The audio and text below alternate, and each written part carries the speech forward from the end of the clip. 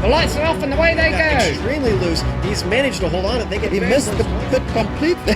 He's crazy Side by side, stuff. Freitas is on the grass on the infield for 4. He slides through. He tags Richard Eck.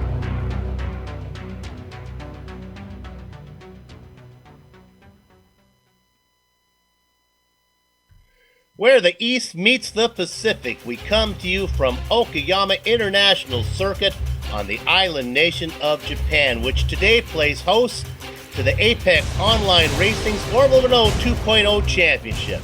It's the penultimate round on a 12-event Season 5 calendar, and all the open-wheel simulated action from both the 40-minute opening feature and the 25-minute sprint that follows can be seen live as it happens here on the Global Sim Racing Channel. Konnichiwa and welcome to GSRC's Countdown to Green. I'm Bill Soupzon, here to attest the proverb, absence makes the heart grow fonder, is indeed true, because I'm so happy to have back at my side for today's broadcast, Sean Crackers Ambrose. Always here as usual, and therefore growing no fonder at all, is our director, Amjad Yaman, and Dougie Beard is the camera guru. If you brought cyberspace into your place, then over the next 15 streamy award-worthy minutes, GSRC will bring you all the storylines, all the stats and facts you'll need to fully appreciate the doubleheader Formula Renault 2.0 Championship event that will immediately follow. Last week, for round 10, the venue was Brands Hatch. 32 drivers took the grid with newcomer Mark Usher on the pole inside of points leader Gunnar Nienhaus. There was no inclination to call Usher's performance beginner's luck as the privateer went wire to wire for the win.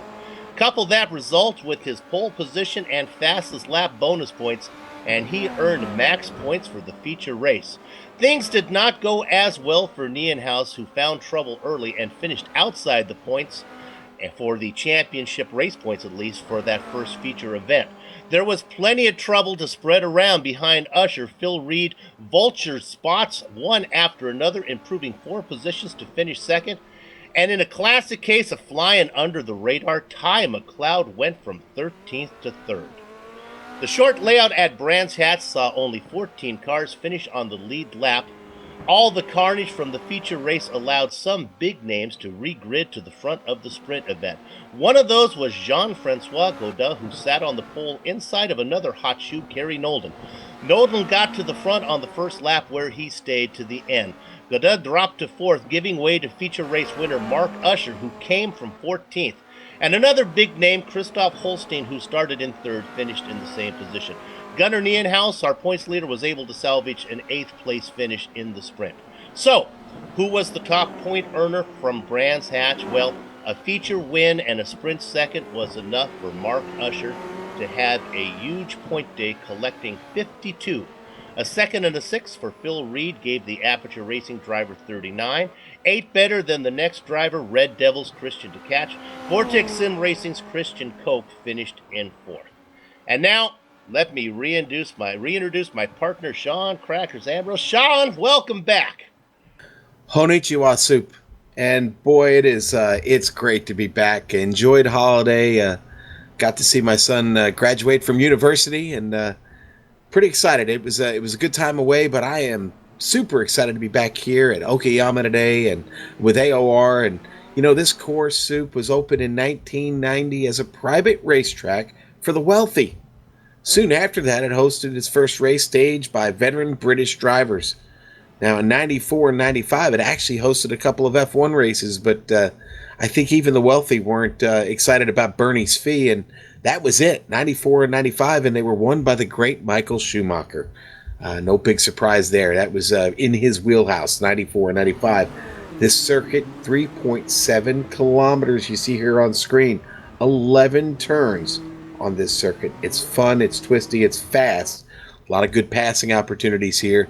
You know, today it's partly cloudy outside, about 28 degrees Celsius. It's 30 degrees Celsius on track. It's going to be a fun one. Let's hop inside the GSRC Formula Renault for a ride around Okayama.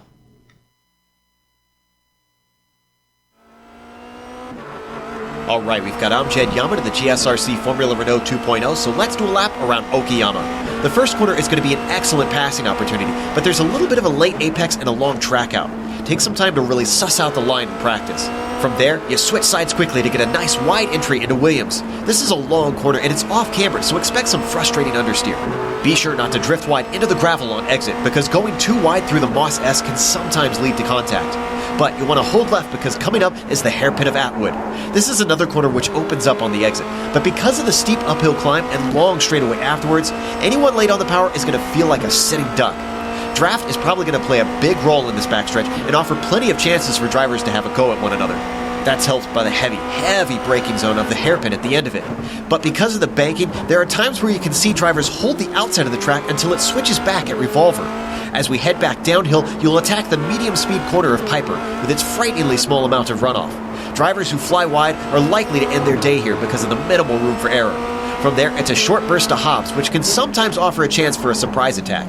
Now we're stuck in a very technical section of back-to-back hairpins. Continuing to climb, we switch directions with Hobbs, which should release us to the last part of the track.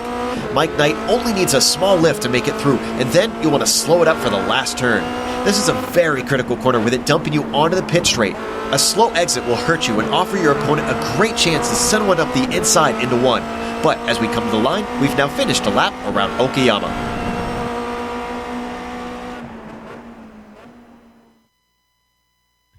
On Jed Yaman on the wheel, Joe Peak on the mic, taking us around Okayama. Now, before we take a look at the point standings, we can report that these driver numbers are now the official drop race numbers confirmed by series officials. So let's take a look. Fans have watched Christian Tkach climb the points ladder the entire season, and with 2 races to go, the Red Devil star has finally made it to the top rung. 24 and 26 points back are Sim RC's Renee Osterkamp and Vortex Racing's Christian Koch. Without any points in his pocket, Gunnar Nienhaus finally surrendered the lead, his poor result at Brands Hatch costing the Carbon Racing driver 3 spots. Aperture has Kerry Nolden and Phil Reed in 5th and 6th. In 10th, the Orange Viking, Knut Martinsen, Kmart, claws his way back onto the graphic for Force Fizzy. Now, looking at the team championship, it should be noted that, contradicting what I reported here previously, drivers do get to drop 2 events when the team totals are compiled. Now, these numbers reflect the standings, taking into account the 2 drop events that the rules allow for. Go ahead and look. It is Reed and Nolden. That combo is very strong and keeps Aperture up in front. However, Tkach and Morris are still close enough to keep the leaders on their toes. Vortex Sim Racing and Sim RC hold station in 3rd and 4th.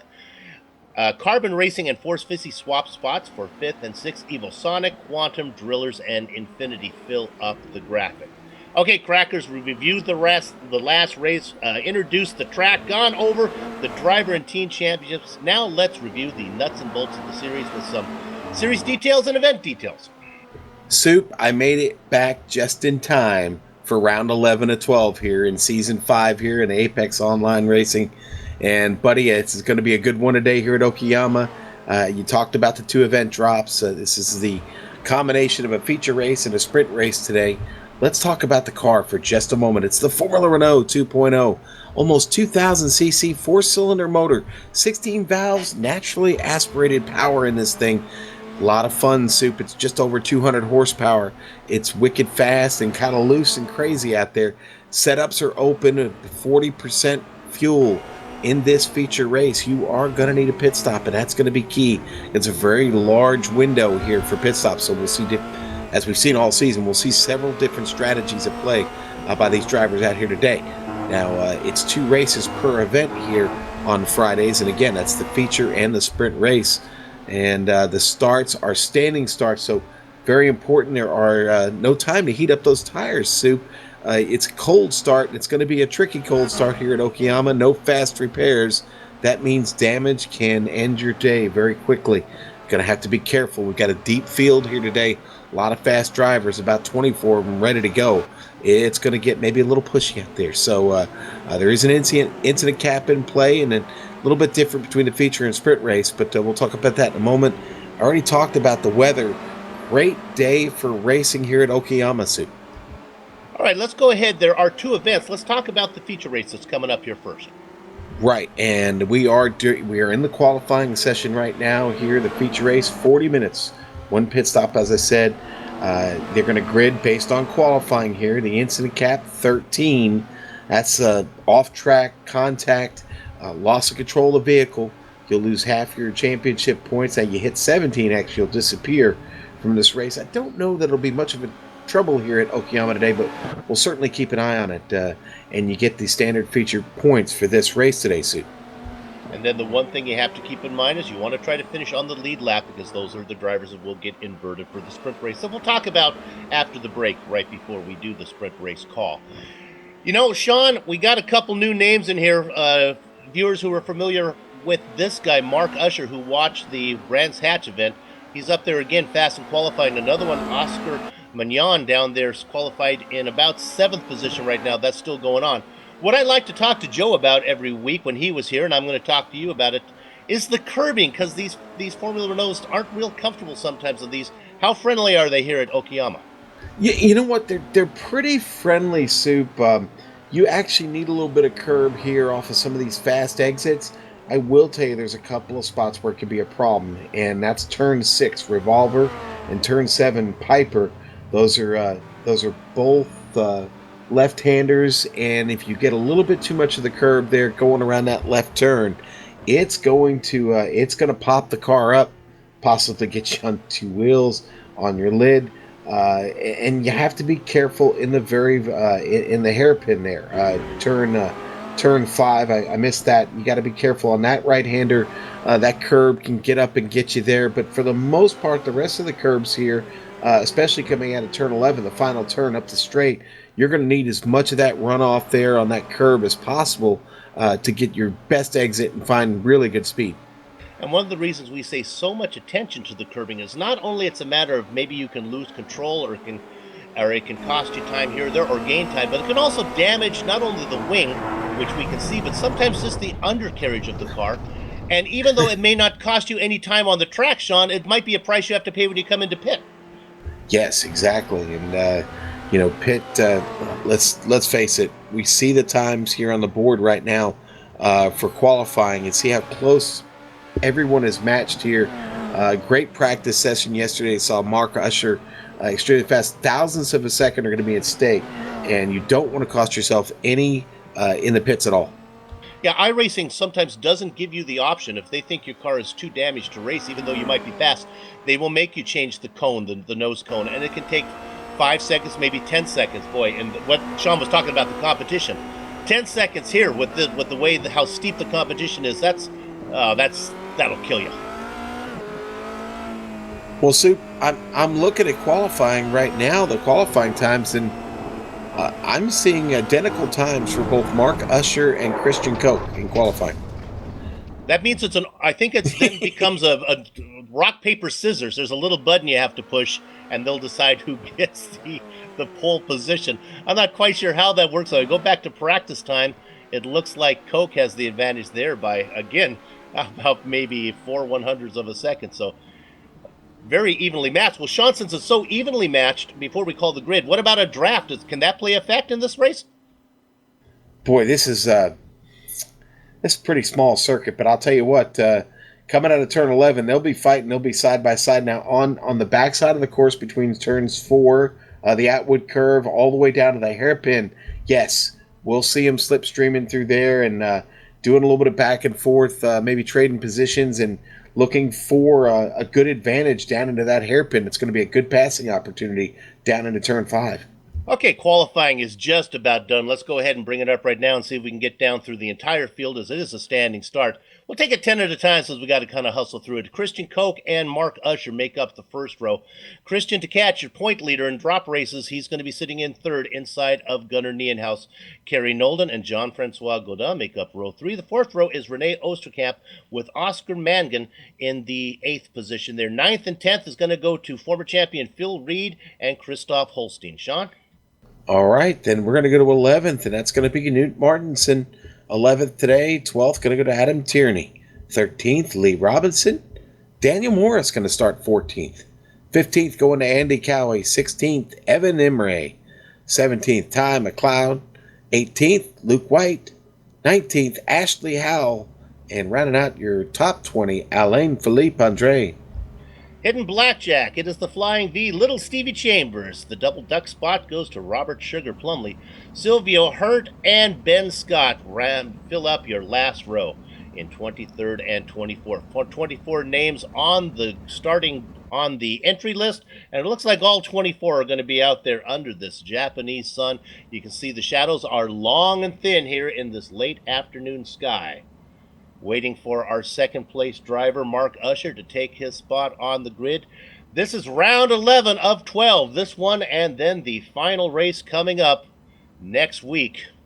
You won't want to miss that one. The championship very much still up for grabs. Christian Tkach sitting in third position right now. Leaders of all the drivers, but not that far out in front of the guys that are chasing him. Still waiting on Mark Usher to find that spot. There he comes in. He must have known that the commentators had to hustle through the grid. He wanted to give us all the time we could to get through there. Okay, you can hear the engines starting to harmonize. Here we go, crackers. Gather up the chickens, take cover behind the cows, because the horses are out of the barn. Leading them down into the first corner is Christian Koch. There is Usher, drops into second to catch, able to take that black and red machine into third. They are 2 by 2, they're side by side behind that. That's Gunnar Nienhaus able to nip in front of Kerry Nolden. Soup, look for Christoph Holstein to possibly have a black flag penalty. I think he might have jumped the start. I heard your ooh there when we started. I figured you might have saw somebody. I didn't catch it. Good eyes there, Sean. Let's go ahead and document a newcomer here. Running in 7th position is Oster Mangan. There he goes. Now he's being challenged. Here comes Phil Reed. Going to duck to the inside, going in the hairpin. And I think Reed is going to. They make contact. Mangan is around. He collects another driver. Look at that. They all keep going. Yes, they do. Look at that, Soup. That was Godini got into. Godin does a good job. They keep going. Not sure how much damage they got. Phil Reed forcing the issue on the newcomer. Reed up to 7th position now. They work their way through Hobbs, now heading down into Mike Knight's corner. This is corner number 10. Still up in front, it is Koch and Usher. Working through the number 11. Now they're going to complete the first lap, and let's go ahead and credit it to Christian Koch. Usher really close behind them. They start to gap a little bit, Sean. Nienhaus having a hard time staying with them. And Christoph Holstein is in the pit, serving a penalty, Soup. Oh, that's too bad. Holstein's always good. Now his job will be to get in and out and try to finish on the lead lap. He can take a little bit of the sting out of that penalty by having a great feature sprint race that's coming up. Meanwhile, look at that. We ride on board, looking at the leaders. Not riding on board, but looking at them, trying to make a move. Is that dark blue machine of Mark Usher, seeing if he can find his way around. Protecting the inside is Koch. Now Koch drifts over a bit. He's going to make Usher do it around the top side. This probably won't work, but Usher will get a good drive off. We'll see if he can get the momentum, have the preferred position into Revolver. Nope. Usher backs out. He'll try it again one more time. We are still early days. No reason to force the issue yet.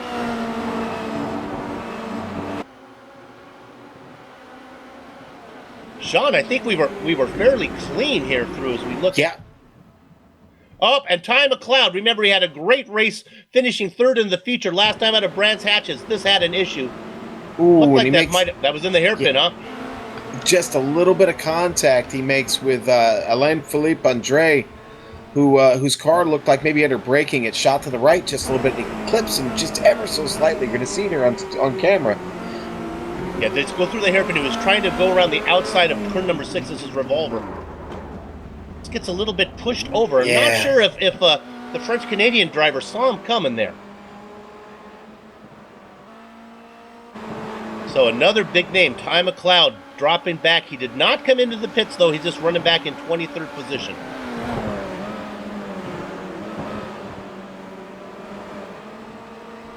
Up in front, the top two drivers continue. Let's stay on it because I think we're going to have a pass now, mate. Look at Koch take the defensive line. A much better run this time from Usher. He's going to be a lot closer this time when they get to the hairpin. He has about a half car length advantage. This time he wants to see if he can make it stick. And now he tries to get a little bit of momentum in there, but not going to happen again as he's unable to keep that inside as they go through 6. cheering them on is Gunnar Nienhaus, because each time they take that defensive line into the hairpin, Sean, it lets Gunnar get a lot closer. Yeah, and the battle behind Gunnar is really tight, too. I mean, Christian Tkach is really keeps putting the pressure on Kerry Nolden. Kerry getting the better of it right now. And Tkach being followed here by Renee Osterkamp, who seems to be struggling with the car just a little bit. Chambers, trouble for Chambers. It looked like, was it? Yeah, it was involved here with Howell as well. Oh, this is a tough break for Chambers. Sean, what I'm seeing is Sugar Plumley got loose right in front of him. And Chambers backed up, got off the throttle, and then got turned. Yep. Yeah, exactly, Soup. Just, boy, that really is a tough break.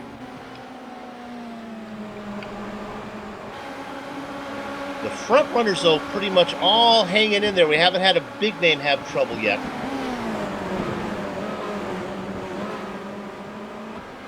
Remember, we talked about the battle. It's only 24 points that separates Tkach from Osterkamp. And they are running them. Last time I checked, Tkach was out in front of them. That's an important battle. Yeah. Now we're going to look at this battle a little farther back in 13th position. Trouble. Trouble for Lee Robinson, Soup. Oh, and the hairpin, too. Just totally loses it. Under braking. Here's the replay. Yeah, right in front of Daniel Morris. I must have scared Daniel. He knocks the front off of that car. That's he's going to try and make it all the way back, Soup, and that's going to lose a lot of time. Going to be lengthy repair there in the pit. Sean, help me out. What cars a car to turn so sharply? Like the brake bias, maybe, or something? Possibly not having that brake bias set before he went out. It could be that. It could be just he hit the brake a little bit too much and locked it. But it sent the car around, and he's in the pit. Okay, we're going to look now, and we're going to see if we can find this newcomer here. We're going to go back and look at Mangan, the UK driver, who we expected a lot from, but he's beginning to fall back a bit. He started in 8th, running back in 14th right now. And about to be a great little battle. This is Alain Felipe Andre about to make a pass there. Is this a nice battle for 14th? Evan Imre looking in there as well. Boy, I'm seeing a lot of lockup in the hairpin too, Soup. I mean, a lot, and that's that. I'm sorry, Sean. There goes the pass by Andre. Go ahead, Sean. I'm just saying. I think that's going to be a hot spot for us all day. So Mangan drops back one more position, falling back into Evan Imre. Emre didn't think your excuse was legitimate to take off a couple weeks? Yeah, no, he wasn't. Didn't seem like he was pleased. No, I told him I missed him, and I got him a T-shirt. Anyway. Got him a T-shirt. We ride on board with really tough Emery right now. Yeah, the T-shirt said my commentator went to Texas, and all I got was his crummy T-shirt. Yeah. Okay, our leaders still stay the same. Let's go ahead and catch our breath. We'll run down the top 10 for you. Right now, it is Koch, continuing about 2 car lengths up from Usher, and I think he's going to be safe this time heading down into the hairpin as Usher is fairly back. The guy who's been trying to run them down is Gunnar Nienhaus, racing in 3rd position. He's got about a second lead over Kerry Nolden, running in 4th, and running out your top 5. Sean, I'll let you take the second half. Christian Tkach. Yeah, okay, and then it's Renee Osterkamp, who is up a spot in 6th. Go back to Jean-Francois Godin, who's had a little bit of trouble here to get started, but he's hanging in there. Sitting there in 7th. Phil Reed up to 8th spot. Knut Martinson is in 9th. He's up a couple. And Adam Tierney going to round out that top 10 Soup. He's also up a couple of spots. Tierney racing for Quantum Motorsports, would like to get a few more spots for his team as well as he continues. Let's stay on that battle. He continues to pester the Orange Viking. Yes, Martinson. He is pestering him indeed. You got to be consistent. This is one of those tracks, Soup, that you got to get in a rhythm. Consistency so important because it's so fast. Everything comes up real quickly here. And so far, Sean, it looks like the only place where people are really making a serious passing attempt is try to get a good run out of Atwood Curve, that kind of almost a hairpin, a real, like a carousel down there, turn number 4, and then get a run into the hairpin. Maybe we can go up front again, because I think we're going to have one more shot at it here. As here comes our leader again. Usher's trying to go to the outside. This time he tries to pin. He tries to pin Coke down a little bit as they go through the hairpin. This looks like deja vu, but this time Usher might be close enough to be able to force Coke. Nope, not going to work. Coke able to close the door into Revolver, then through Piper. He's good. But Sean, look what has happened. It has led Gunnar Nienhaus right into the mix now. Once was a 2-car dance step, is now a 3-car piece of choreography. And I think Ashley Howell had trouble on track. Soup stopped in the middle of the track, trying to pick up exactly what happened there. I saw that he has taken a tow.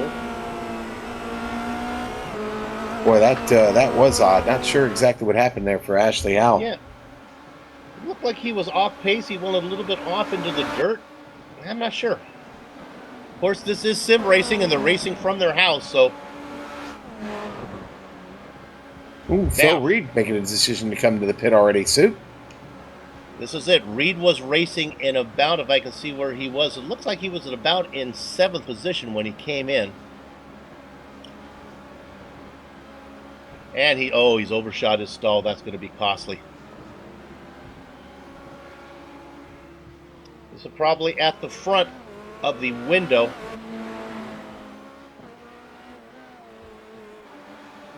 We have another attempt for a pass. Again, one more time through the hairpin. One of these times, these guys are going to make it work. Doesn't work. Go ahead, Sean. I was just going to say, I just checked back on Christoph Holstein, who had to serve that black flag penalty. He just picked up another spot on Ben Scott, got himself up to 18th place. He's digging, man. I mean, he lost the whole field and has managed to keep working here. And you know what? It won't be long. He'll be catching up to 17th. A nice little battle up there going on between Silvio Hurt, Ty McLeod, Oscar Mangan in that battle. So Christoph really digging right now. We look off the tail of Christian Koch back at Mark Usher, the newcomer, as they head down the main straight, going into turn number 1. Aptly named First Corner. I hope somebody didn't get paid a lot of money to come up with that. Then through 2. This is fun. This 2 can be kind of important. If you can get a good run off here, you got a shot maybe to make a pass into 4. You got to really force it. Let's see if he's going to try something here. Just not enough time. Down into the shadows. Oh, Dad, look at this. I thought he might have a shot. He gets to the inside. This is the first time on this one. Now he'll have a great run, but now he's got to tuck in behind, but he is close. But once again, he's forced on the outside. That was interesting, though, as he made a move to the inside of 4. And again, all this battling up front is slowing these guys down horribly. Nienhaus getting into the mix, and now here comes Kerry Nolden as well, back in 4th position. Sean, this is where I think Phil Reed might have had the smart play there. If I'm Usher, maybe I come in. If I think I'm faster, maybe I come in, give my pit stop, see if I can run some hot laps by myself.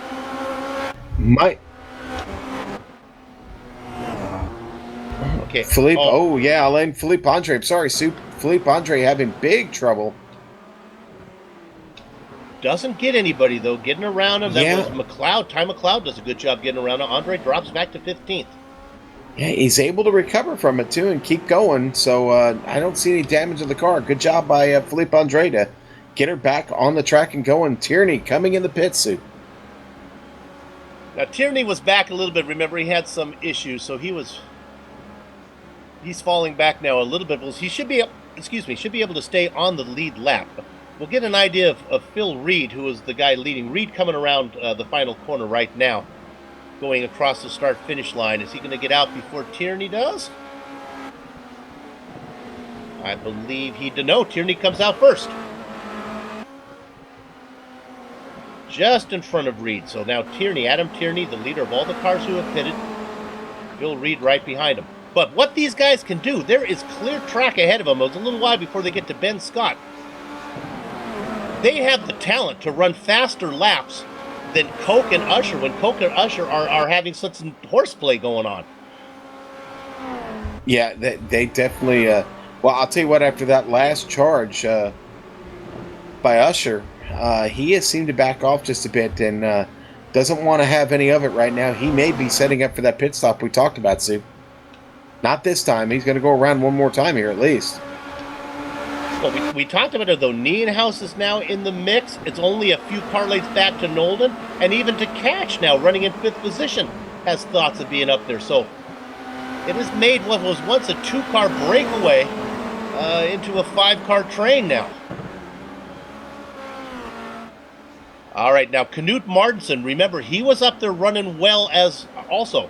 So we'll see if he gets out first. He's in his box, and he's rolling. Looking for the guys, looking for Tierney, see where he is. I think Knut's going to get out in front of these guys. Well out in front. All right, here it is one more time. We've been trying to stay on this one. Didn't get it done. No.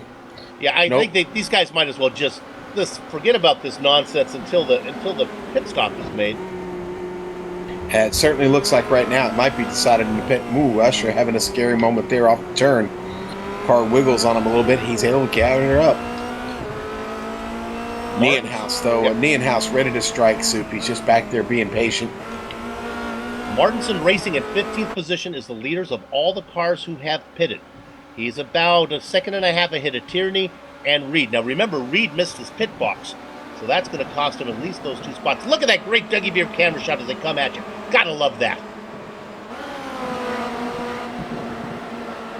Now we'll go on board with our little drone cam there for a minute. You can see the long, thin shadows here of the sun going down in Japan. In contrast to the land of the rising sun, and late afternoon it does set here. Maybe we get that drone to drop off a little sushi in the booth, Soup. If you got the tip money, I'm all for it. All right.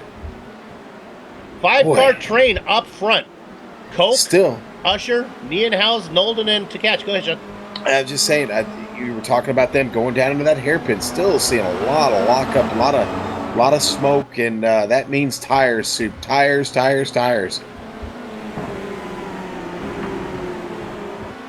Really tough. Emery has had an issue as he is disconnected. Hopefully he'll be back for the sprint race, but he won't be finishing on the lead lap, so he'll be starting at the back. It's a really terrible internet connection or internet problem. Yep. 20 cars still on the lead lap, the last one being Christoph Holstein, who had that stop-and-go penalty for jumping the start.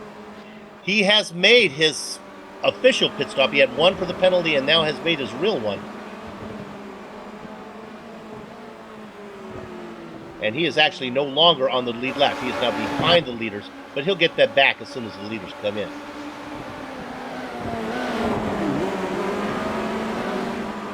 Once again now, look, okay, keep an eye on Nienhuis. Nienhuis has a great run through Atwood. Let's see if he wants to play a little bit here.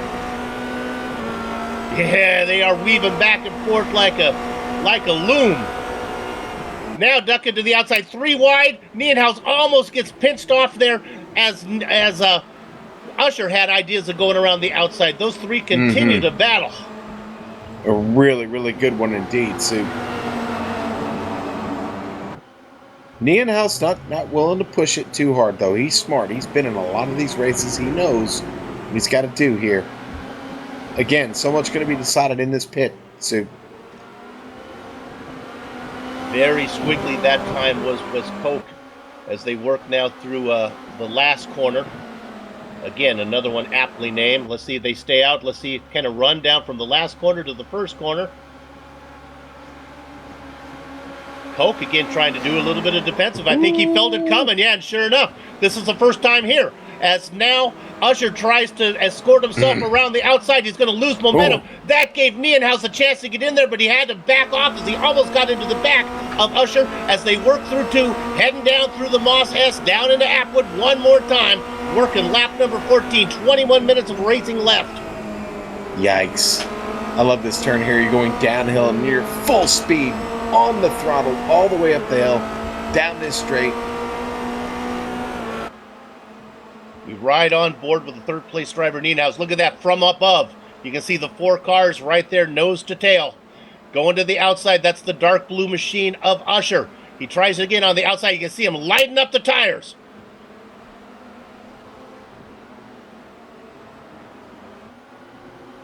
Sean, you almost got to wonder if maybe the guy in the best position is Christian to catch, or maybe Kerry Nolden back there not using up their stuff. Sitting back there, they're probably saving a little fuel, which means they'll maybe get to stop for a little less time. You know who else has managed to catch up to this? I don't know if you see that little yellow car back there, but Rene Oosterkamp is still in this battle, man. And remember, Oosterkamp is in a battle for the points with Tkach. Yeah. So there's a lot of things going on right now. I think Oosterkamp might be the big winner in all of this. If he just keeps riding right about where he's at, he's got plenty of time to react to anything in front of him. Sean, do me a favor. Keep an eye on the leaders they work down here. I'm going to see if we can highlight some of the other drivers. But butt in, let's go back and look at 7th position. Jean-Francois Godin, we haven't talked much about him. He's running there all by himself. He's got about 9 seconds back to Daniel Morris. Daniel Morris running in 8th position, another Red Devil driver.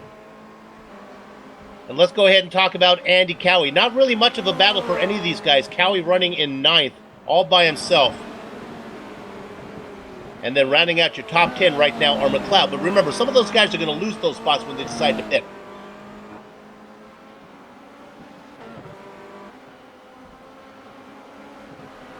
We're wondering, there was incidents where Sims were crashing recently. We're wondering if that might be happening again. Hopefully not. Chambers has just left. That's a shame. Hopefully Stevie makes it back for the sprint. The leaders come around one more time. None of these 5 guys deciding to make a move. I guess nobody thinks they're fast enough to do it. It would be interesting to see. Maybe we can check in on lap times. Knut Martinsen usually on his own wouldn't have the pace to be faster than these guys. Right now his last lap was a 1:25.3. That's in comparison to a 24.1 by Koch. So yeah, Knut, even though he's out there running by himself, not going to be able to get or make up any ground. Yeah, and for the race fans watching, remember this is an open setup, so those two certainly not driving the same setup on these cars. And if there's a setup that really suits your driving style, the pass back here for 4th. Or up to 3rd, yeah. Oh, Nolden and Gunnar Nienhaus going at it. Nolden going to get the position. And I don't think he's done yet as he's looking to see what he can do there. As he fends off, as Nienhaus trying to get that back. Nienhaus in that light blue machine. Nolden in kind of the darker blue car. We're going to go ahead and take a look at this on the replay. Sean, tell me what you see. Well, what I see is Nolden really getting it down in there. They're coming downhill here into the turn. Oh, and there was contact indeed. Look at the damage on Nolden's wing. Yeah, I don't think Gunnar was very happy about that move. Yeah, and in fact, Nienhaus and Tkach both come in the pit as a result of that. Nolden stays out. And unfortunately, that damage is we'll keep an eye on the stops, but that's probably going to cost them some time. And what that battling was allowed Koch and Usher to do was to inch away quite a bit. Yeah, but Usher hot on his tail right now, Soup. He's looking to maybe take another stab at him here before they set up for a pit stop. Okay, Nienhaus comes out in 11th position, right behind Robert Plumley, who is yet to pit, but ahead of all the other drivers. So the cars that have all made their stop. Well, no, let me correct myself. Let's see. Tkach has been in and out. Did Tkach get out? Yeah, Tkach got out in front. Tkach is racing in 8th position. Oh my goodness, Tkach was able to put a distance between McLeod is between him, Plumley is between him, and Nienhaus. Nienhuis was in the pits for 10 seconds. I think a result, Sean. That's what we talked about compared to 4 seconds, some damage repair. You're absolutely right, Soup. Yep. Again, I don't think Gunnar going to be very happy about that pass. Nolden, he really, I don't want to say dive bomb, but it wasn't far from that. It was an aggressive pass. These points, remember, Nienhuis was the leader for the whole season, has now fallen down to 4th in the championship race. He's still in the hunt. He needs to have some good results, though. Okay, it's got to be time for the leaders, right, Sean? This time around, as they're working only 15 minutes to go. Yeah, I really expect to see them come in at any time here. Usher's taking a couple of shots here, but boy, Coke keeps doing a really good job of playing defense, and as you see there, they get in, they keep lighting those tires up in the hairpin. Every lap, so down into that hairpin, we're seeing tire smoke. Remember, Tkach, who is the leader of all the cars who have pitted, he qualified 3rd, so he has pace to put in some hot laps right now. As they continue to battle back here, even with the pit stop, they work their way through Hobbs. This battle continues. Usher's like a little sister. Just get away from me, is what Coke is saying. And they go around again. Yeah, turn 11, such a tough spot to actually make a pass there. Oh, look at that, Soup. Jeez. As they continue to battle. Meanwhile, Oosterkamp has come in. It's hard to, we know there are other cars racing right now. It's hard to get away from these guys. You just think any second something's going to happen. Yeah, it was Nolden that actually came in the pit. The Oosterkamp stays on track with Jean-Francois Godin. The battle continues. Look at that. This is some fun. Space between them. Here they come. Oh, he's got a good run this time. Look, we right on board. We are on board with Usher. You can see on the inside, that's Coke. Boy, look at that turn by Coke. What a great job by Coke there. Yeah, he keeps it to the inside, but now this time Usher's able to hang on and have that preferred spot into Revolver, but nope. Wow. Give the advantage to Coke once again. Coke just having an incredible drive here this afternoon at Okayama. Looking to see where Nolden came out. I'm having a hard time finding it on my timing. And oh my goodness. A 28-second stop for Kerry Nolden. Yeah. Crushed. Just, once again, you get the damage and you cannot afford to bag up these Renaults. Usher gets the inside, finally gets the inside. Oh, Coke goes off just a bit. Usher gets the position, Soup.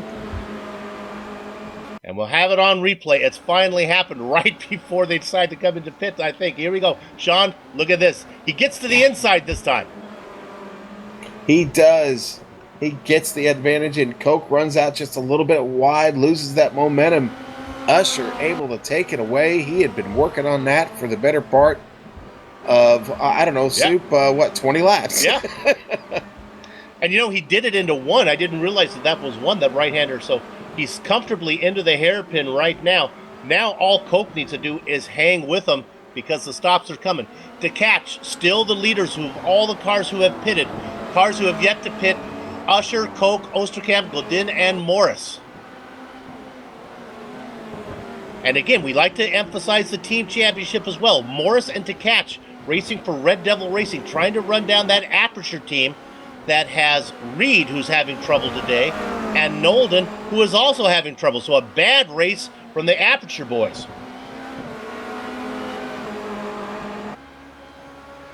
Well, this has been fun here. This battle up front between the leaders, Soup, has been great. Okay, so for the first time, Usher comes across and gets credit for leading the lap. Go ahead, John. Yeah, and I wonder, does that mean we're going to see him maybe pit this next time by? Well, let's go back and look at a nice battle. How about to 11th position? We've talked about this before. This is Martinson and Tierney in a little battle going on. Martinson up there in the blue and yellow machine out in front. Tyranny back there in the lime and azul colors. Azure. Azul, I believe, is the villain in Ghostbusters. Yeah, Soup. Tierney been working on Martinson also for most of this race, and nothing has developed. But Tierney done a really great job to keep it close and keep the pressure in Martinson's mirror. They have both pitted, so it's a race to the finish for them. Every position going to matter here. 19 cars on the lead lap, the last one being Alain-Philippe André. And he has yet to make his stop as well, so how he's running right now is the leaders will need to come in. And once again, they stay out on track. Usher pushes it all the way out to the left there on exit of turn 11. You can see on that long shot, the lead car was Philippe André. I don't think he's going to be able to stay on the lead lap. Running in 19th, he has a stop to make. It's about 2 seconds back to the leaders who are coming. All right, now, this time Oosterkamp is in his yellow machine. Tkach is coming across the start-finish line right now. Oosterkamp is rolling, and they come out side by side. This is Tkach in the red car, Oosterkamp in the yellow car. A little momentum from Tkach. That's pretty much how they went in. Oosterkamp picking up a few seconds, though. Those two guys, Sean, 1-2 in the points. What a great job by René Oosterkamp in this race to just keep digging. And now he is right up there where he needs to be, fighting with the guy he's battling in the points. Not sure if he's going to have the pace to stay with him just on tempo. Remember, Tkach qualified third. Oosterkamp qualified in seventh. He was about 0.2 of a second slower, but the draft should keep him close. Okay, leaders are in. Here we go. The pit stops are so fast that we can actually stay on that. Oh my goodness! Uh-oh. I think there may have been contact, and I think that might have put someone too fast over the line because of that bump. Let's watch this on the replay. He was certainly racing to the line. Let's see. Okay, now. They are in their box right now. They come out pretty much in the same order. We didn't see a penalty, so I guess it's going to be fair to Usher out first, Koch out second. Boy, that could have ended in tragedy, Sue. Not that far behind, though. If they start to play around a little bit, is Tkach and Oosterkamp. And yeah, that was real close to disaster. Our leader now, I believe it is Jean-Francois Godard. Yeah, it is. It is. And he still lacks a pit stop, Sue. He still needs to get in and get fuel to finish this race. But yeah, he's in the lead, about 16 seconds ahead of Mark Usher. Just under 8 minutes of racing left. Usher, Koch, Tkach, and Oosterkamp. In that order. Nienhuis and Morris, as everybody has made their stops. Godard is in. Let's go to 8th place real quick. This is Martinson and Tierney. One more time as these guys continue to fight. Doesn't look like that's going to happen right there. Tierney has been doing this all race, Soup. He gets right there, makes the charge at him, tries to take the position, and just can't pull it off. Well, maybe he needs to take a page out of Usher's book and do it going into one, because Usher tried it there at least 5 or 6 times and it never worked for him. So, with Godin coming in, that gives the lead back to Mark Usher. Looking at timing and scoring, remember we talked about, looks like maybe Ben Scott might have got back on the lead lap now, as he is the 19th car. And he's got a real chance, I think. Ben Scott just going into the hairpin right now, and the leaders are about halfway through the backstream. So Scott's got a real chance of hanging in there. And Sean, tell the viewers why we care about Ben Scott right now. Well, because everybody on that lead lap, Soup, is we're gonna invert the grid here in the sprint race, and Ben Scott be looking at a pole That's to right. start that sprint race. Now, unlike what we saw at Brands Hatch a little while ago, it gets a while before we get to a real hot shoe. Maybe Ty McLeod would qualify right now. Uh-oh. Look in there. He Usher, spins it. our leader has spun. Yes, sir. Oh, boy. This was, I think, Redmond. This was going into that left-hander. Yeah, it was. And it looked like he maybe got a little bit too much brake in there, locks him up, spins it around, and loses 3 spots. Back to 4th. We'll go on board with Christian Cope. As this happens. Cope was following. What is amazing is the recovery. Look at the spin. Wow. Cope did a great job of getting out of the way. And you can see off the tail, look at that, as Usher just dusts himself off, gets right back in the hunt, and now running in 4th. Everybody's driving style a little bit different, Soup, but you're either getting down through the gears or you're getting on the brake through there to make that left-hander. It's a very difficult left-hander because it sets up for an immediate right-hander. Momentum's so important through there, and he just he missed one of those things, either the shift or the brake, and that got the car around. He loses all 3 of those spots. All that work he's put on early on, gone to the wayside. He's got to get back to work now. Only about 4.5 laps left in this race. Osterkamp trying to make a move on to catch. Remember, that is the battle for the points right there. And yes, they would like to win. Catch would like to win. There are more points for winning. But what's important for Osterkamp and Catch is who finishes in front of who. With about just under 5 minutes of racing to go, that yellow car would really like to pick it up. One more spot. What the worst case scenario for Osterkamp would be to have Usher get between him and his rival. Making hay while the sun is shining as Christian Koch has now opened up almost a second lead back to the second place driver of DeCatch. Well, I don't know that I'd want to be on Mark Usher's radio right now. I can't imagine he's very happy about that. Well, honestly, it's a little bit of justice because at the Brands Hatch race, he had a wire-to-wire win, didn't have any issues. Meanwhile, the rest of the field were spinning left and right, so he got a little taste of the medicine that they were sipping in England last week.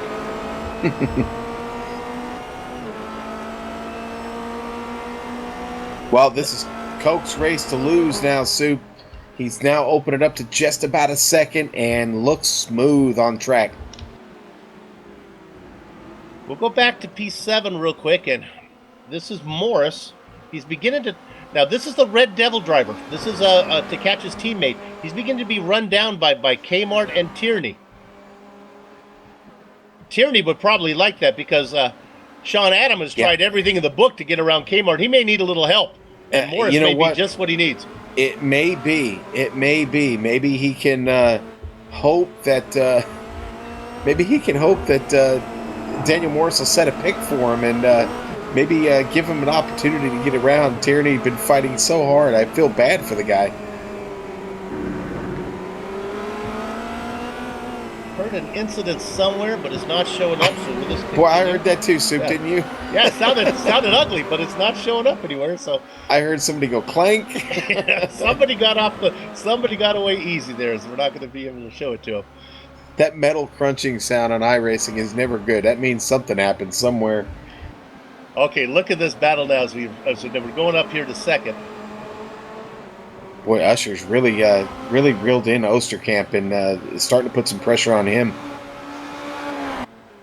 With just over 2 minutes to go, there's really 2 battles we can watch. It's the one back here for second, third, and fourth, and then we'll keep an idea on the one back there with Morris, Martinson, and Tierney as well.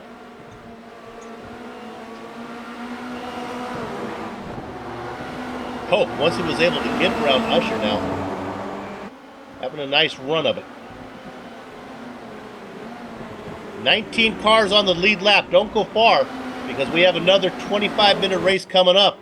And all these drivers you see up front are going to be put to the back. And man, if you want to see excitement, you don't want to miss that. You do not want to miss that. Yeah, I think we're going to have 2 to go coming across the line here, Soup. Hey, only a minute and a half left. Let's check back in on 7th because sure enough, Kmart was able to get around Daniel Morris, And now that means Tierney, who has been trying to get around Martinson, is now forced to try to get around Morris. Yeah, and he's not having a lot of luck, and unfortunately, that's allowing Martinson to get away. Tierney's farther behind Martinson than he's been here in the last several laps. Tierney trying to pull it off going down into turn 1, but no. Morris not willing to give that spot up easily. I can just report that Oscar Mangan surrenders a position to Christoph Holstein. We'll be seeing these guys. That's for 13th and 14th. Look at this. Look at on board. Here we go. That's Usher making the move on the inside of Osterkamp. Gets it done. That is bad news for the Sim RC racer, as he's going to now have a cushion between him and the guy he's trying to catch in the points, Christian to catch. Look at this dive from Usher.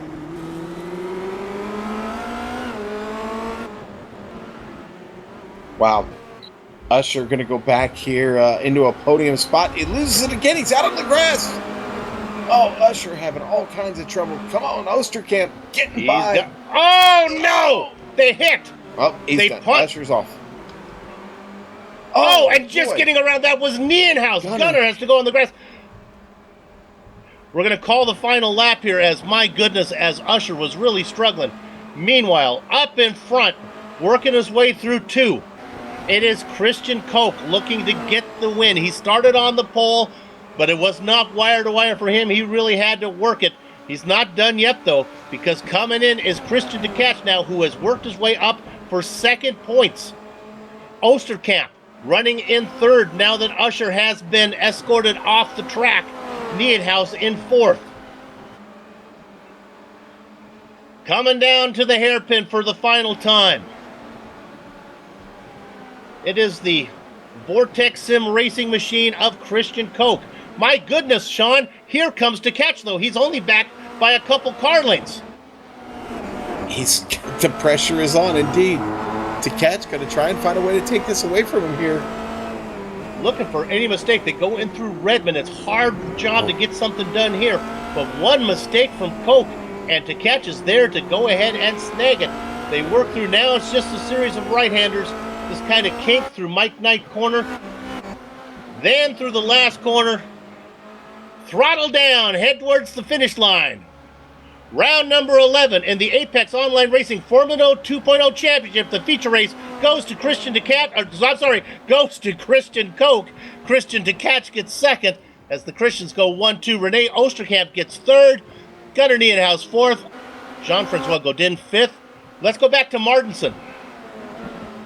Yeah, Martinson going to go ahead and take 6th in this race. And look what happened. Tierney was able to get around Morris. Finally gets that spot. Tierney going to get 7th in this one. Morris gets 8th. It looks like Kerry Nolden, keep an eye on him in the feature race. He's going to be a name to keep an eye on. Nolden and Reed, those two Aperture drivers, come home in 9th and 10th. Not the points that team wanted for the feature race. Are we going to take a look at the Usher incident? Take that last lap incident. Let's take a look at that real quick. Here you go on the replay. It just seemed to go on forever, Sean. It was quite the battle. That's the blue car of Usher. That's to catch in the red car. That's Osterkamp behind in the yellow. Now he gets wide. And then he just fights it for the rest of the way. And Osterkamp going to give him a little bit of a tip there. That's going to set him out wide. But it was Gunnar Nienhaus just barely avoiding him getting around. Man, that was so close for Nienhaus. And then he bangs into the wall. So what does that? And Mark Usher was not able, this is even more important, not able to complete that lap. He does not finish on the lead lap, so he does not get the benefit of the inverted grid for the sprint race. Woo! All right, well, there you have it, ladies and gentlemen. Now, the best part of any doubleheader is, of course, the break in between. It is the perfect blend of post-race high with pre-race jitters. What we're going to do right now is take a short break, but we'll be back to run down the entire finishing order. Then we'll talk to some drivers, and then, of course, we'll be back again to cover the sprint race. Back in a few.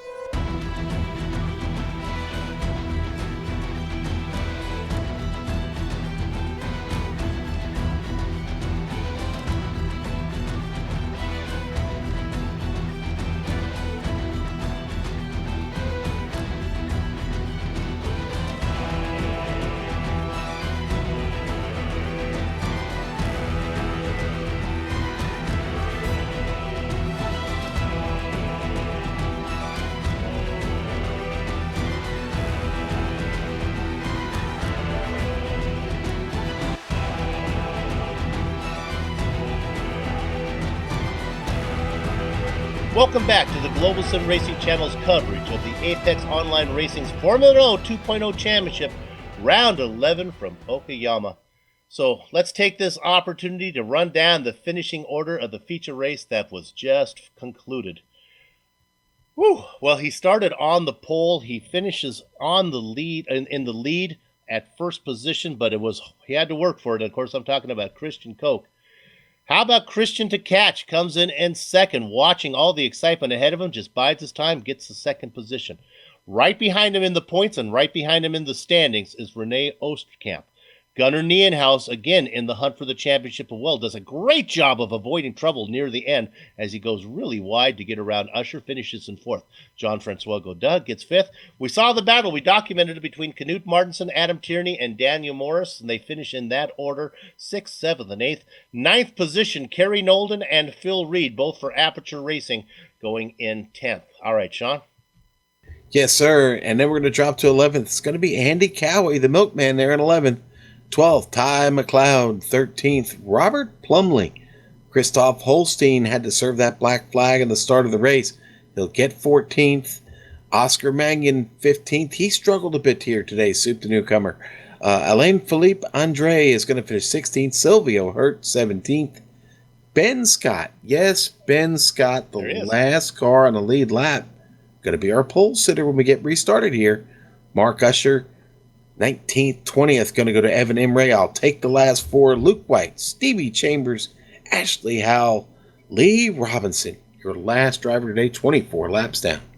Now, what's interesting, I mentioned about Mark Usher not getting the benefit of the regrid, but it really doesn't matter very much as he finishes the first car off the lead lap. So he'll be starting in 19th position. And you say that's horrible. Well, yeah, it is, but Koch and Tkach and Oosterkamp and Nienhuis are going to be 18th, 17th, 16th, and 15th. So he's really right back there where he belongs, even though he was 2 laps off the pace. Do we have somebody to talk to, Sean? Let's go ahead and talk to, I guess, the Orange Viking. You want to go ahead and talk to Knut?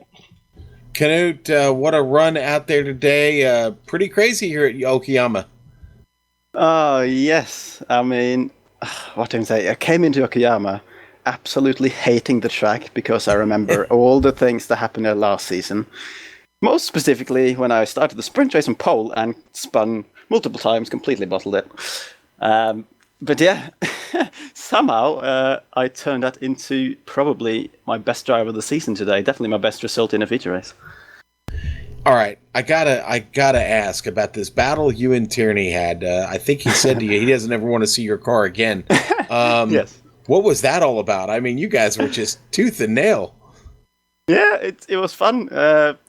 I mean, Adam, yeah, I can understand that because he was looking at the back of my car all the way since lap 1.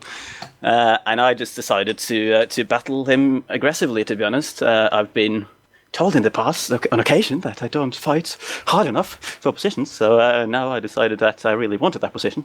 And I had to really go defensive several times. But yeah, and also a pit stop battle because he tried to undercut me as well very early on in the race. Which I responded to 1 lap later and managed to stay ahead as well. So it was good because unlike many other races, it looked like everything I tried to keep him behind actually worked. Knut, it's Soup here. The battle even got more interesting when you ran up behind Daniel Morris there at the end. Yeah, definitely. Yeah, I was a little bit concerned about Daniel actually because he was behind both me and Adam before we pitted. But then we obviously had a bit of battling. We had to get past Silvio. And we were a little bit slow on some laps, so I was kind of expecting that Daniel had jumped up after that, and he sure as well he did. I wasn't really sure then if I would have the pace to then catch and pass him, but yeah, to my surprise, I did that as well, so can't really complain. Well, Knut, you came up 5 spots in this one and finished 6th. You're going to probably have to come from maybe about the same spot in the field here to win this next race. What do you think about your chances? Yeah, I wouldn't really think about the win in this race, to be perfectly honest, especially considering the 5 cars behind will be super fast as well. But I'll keep trying to defend, I guess, regardless of who's behind, and then we'll see how it goes.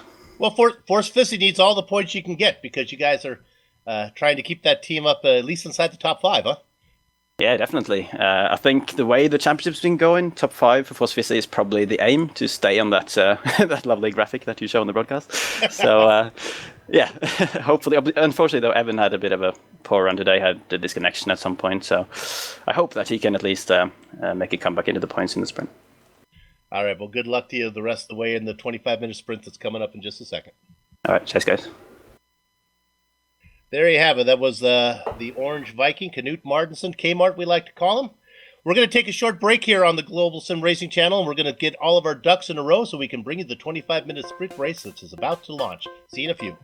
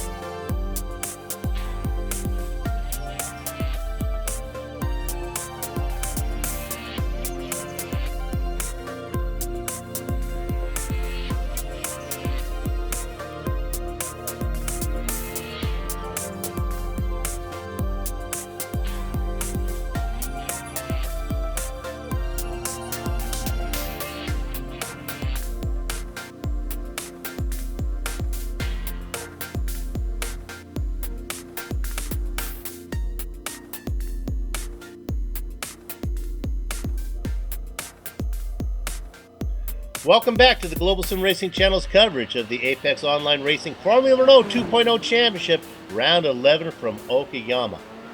The feature race is in the books, and now, Sean, let's go ahead and tell the viewers what is in store for this little sprint race coming up. Let's break it down for the viewers. We always got to assume we've got new people watching, so let's cover it. This sprint race is 25 minutes long. You're not going to need a pit stop. If you crack the car up, you're going to need it, but you're not going to get a fast repair. The grid, It's going to be inverted via the results we just saw in the feature race. That is going to put who is that Soup that we had on the pole? I'm sorry, I'm forgetting his name right now. Ben Scott, I think. Ben Scott, and he's not here yet. Everybody a little slow getting into the room here. Only about 4.5 minutes left to go before we start. Into the cap is only 13 X's in this one. Again, that's an off track, any contact, or an out of control, and you're going to have to watch yourself here. So a lot of guys running off and getting a lot of dirt in that first race. You're going to have to be careful over these 25 minutes. Points slightly reduced here for the sprint race from the feature race, but listen, a good finish in both races is way to ensure yourself a title, a good run in the championship. And you know what, Soup, I expect this is going to be an even better race than the one we just saw. Yeah, what the viewers need to remember is some of the drivers who have had issues in car damage, they get a fresh car. They're back out there with a fresh car. So remember now, there is no qualifying time that you'll see up there. They're, of course, gridded based on how they performed in the feature race. But Mark Usher was your fastest qualifier. He gets a new car. He's going to be starting back, I believe, in 19th position. But back there with the same guys he was racing with. And, of course, I'm talking about Osterkamp, DeCatch, and Koch, who won, and all those guys back there, Nienhaus as well. So, unlike Brands Hatch, which I think maybe had a few more passing opportunities, what I saw here today, Sean, passing was really tough. I think these guys are going to have a hard time getting through the slower traffic. Agreed. Yeah, I do. I think it's going to be very tricky. I think they're going to be counting on, the slower traffic to make some pretty monumental mistakes. And, I think your very best passing opportunities, like we saw in this race, were really in the hairpin sections of this track. The hairpin in turn 5 and then down in Hobbs. We saw some overtaking, and I think it might come down to those two very, very tricky hairpins before this is all said and done with. The problem is when you're coming up on a slower car, there's a good chance that slower car you're trying to pass is also coming up on a slower car, and he may have the same idea into the hairpin, and all of a sudden there is no room, and you're looking at a 3-wide situation. Yeah, I love it. Hopefully it's a clean race. If there are incidents, hopefully there are single car incidents, not a big one. And then, of course, we failed to mention here, cold tires always an issue as well, as the drivers have a standing start. It takes a while to get some heat in the rubber. It does take a little bit of time to get some heat in the tires here, but honestly, because of the hairpins, the left and right, the very quick left and right turns here, by about the end of the first lap, you should be in pretty good shape. But the first corner, turn 2, down into the Atwood curve, very, very tricky. Hard to keep the car stable, so you got to be careful. You're kind of walking on eggshells down through there. And then some of the drivers that had issues in the first race were able to come in, finish on the lead lap. Big names like Phil Reed, Kerry Nolden as well. Christoph Holstein back there, we'll keep an eye on him. Those guys will be starting mid-pack. They'll still have some slower cars in front of them, but at least they'll have a little bit of a gap between them and the fast guys behind. This is really exciting. Why don't you, viewer, why don't you go ahead and pick your favorite driver and see how far he can make it through the field. Well, I'll tell you, Christoph Holstein going to be looking for a much better start in this one. We documented the fact that he got a bit of a jump on that. I thought he had a pretty fast start, actually. You know what? It wasn't close. I'm sorry. It was close. Is what I was trying to say. He really just jumped it by the thousandths of a second there, Soup. And it wasn't much, but it was enough. It was very obvious, and I suspected immediately that he'd gotten that black flag, and in fact he did. And that's awful tough to recover from, but I'm sure he'll be okay on this one. In fact, he'll probably even be on the side of cautious not to do it. You may see him get off a little bit slow. Hopefully not. Yeah, my therapist would probably disagree with me and think that there's something wrong. But honestly, when I see somebody of his stature do that, I can't help but feel a little bit better about myself, because Lord knows I make those mistakes, and it's nice to know that somebody with a lot more talent than me can do the same thing. Hopefully my doctor's not listening. Okay, we're gonna head. We have to wait here. We can't really give you the grid before they actually grid up because there is no qualifying, so we can't sneak in. We have to wait for iRacing to actually show it to us, and then we'll hustle through, and hopefully maybe Mark Usher is slow to the grid like he was the first time. Give us more time. On the front row, it's Ben Scott and Silvio Hurt. Row number 2, Alan Felipe Andre and Oscar Mangan. Christoph Holstein, watch out for him in row 3 inside of Robert Plumley. Ty McLeod and Andy Cowie, the milkman, make up row 4. Row number 5, a pair of teammates, Phil Reed and Kerry Nolden. Sean? Row 6, Daniel Morris, Adam Tierney. And looks who's right behind Adam Tierney. They're in row 7. It's Knut Martinson and Jean-Francois Godin. And 15th, you've got Gunnar Niehaus. And 16th, Renee Osterkamp. That's a good row there, too. Christian Tkach, 17th, Christian Koch. And 18th, another good row, Sue. Row 10, Mark Usher and Evan Imre. Those two are going to slug it out here at the start of this race. Luke White, Stevie Chambers, Ashley Howell, and Lee Robinson round out the field. Gather up the chickens. Take cover behind the cows.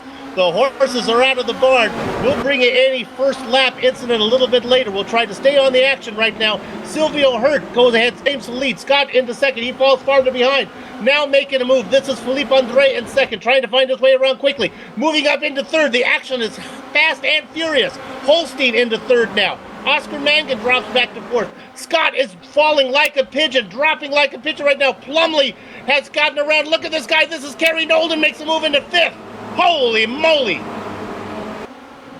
Holy moly indeed. 3 wide, going through the turns here, getting through Atwood Curve. They were 3 wide, Soup. They still remain 3 wide, heading down the backstretch into 5. Into the hairpin, that's Reed who gets the best position. Scott has fallen back to 8th.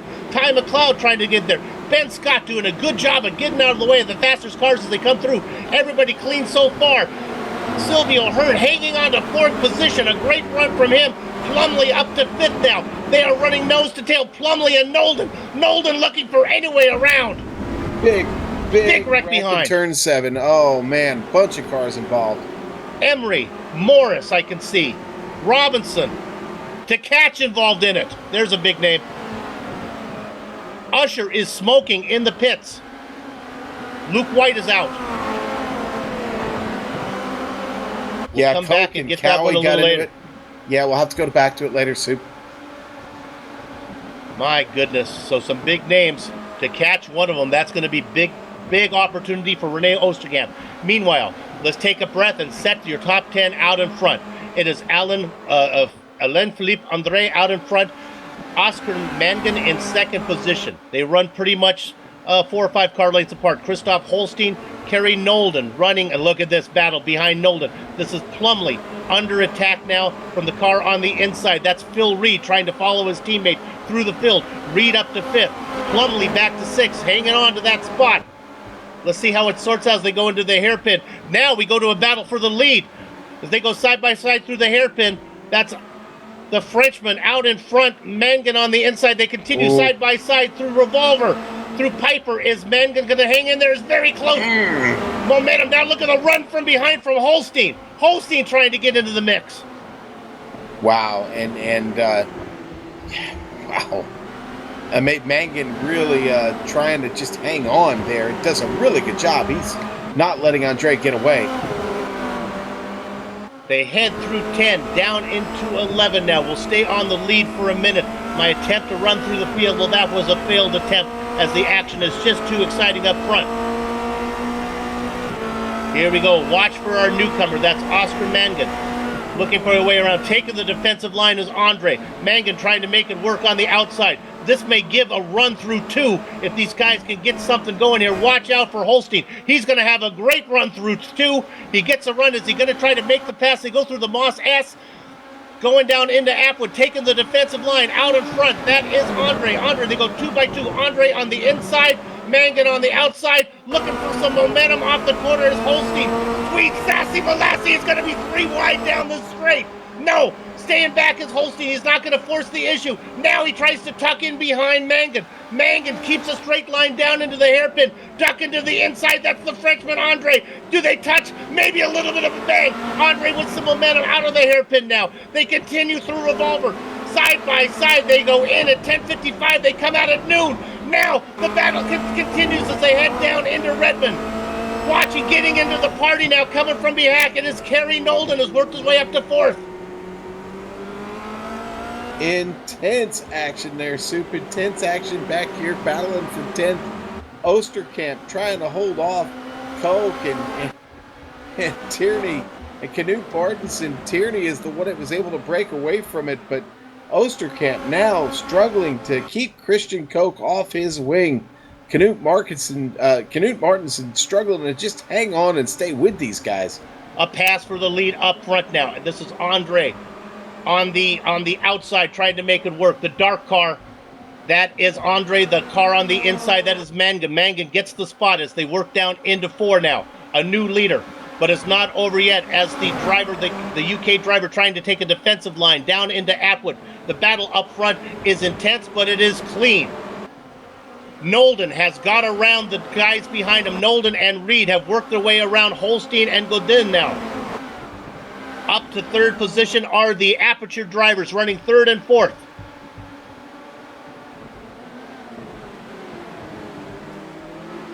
As they go, my goodness. Soup, I've been informed that Christian Tkach is still running. He was involved in that big incident there in the first lap. Still running with no wing. Apparently, he's decided to run the unlimited sprint today, the unwinged sprint today. Well, you never know how many incidents there could be. Another big one involved. There could be some spots to vulture. That's looking at Ashley Howell has put it into the tires. Yeah, and Ashley got out a little bit too wide on the turn, lost it, and takes it into the tire barrier. So now, I've backed off a little bit from the microphone so I don't clip. Give our director some buttons to push and sliders to slide there. Our leader, Oscar Mangan. Alain Philippe Andre in 2nd. Kerry Nolden in 3rd. Reed right behind him in 4th. Holstein has slipped back to 5th. Jean-Francois Godin in 6th. Ty McLeod, another quiet race for running in 7th. And then Sean, something we've watched. It's Adam Tierney involved with Renee Osterkamp and then Christian Koch, that battle for 8th, 9th, and 10th. Boy, and Nolden just stuck his nose there in Alain Andre and came up empty, but now he's doing it again down to the hairpin. Oh, he loses it. Off track into the dirt. Oh boy. Well, dust yourself off, try it one more time. You got plenty of time. 18 minutes still of racing to go. Well, it's going to be up to his teammate Phil Reed to get that spot now, Soup. We had big hopes for Oscar Mangan, and then he qualified well in the first race, about 7th or 8th, but then had a bad feature race. Good to see him running so well right now. Now the real battle is with Andre. How long can he hold off these guys, Reed and Holstein and Godin?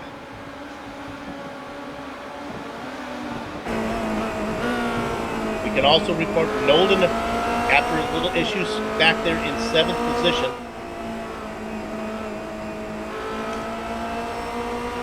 Let's go back to 9th real quick. Godin.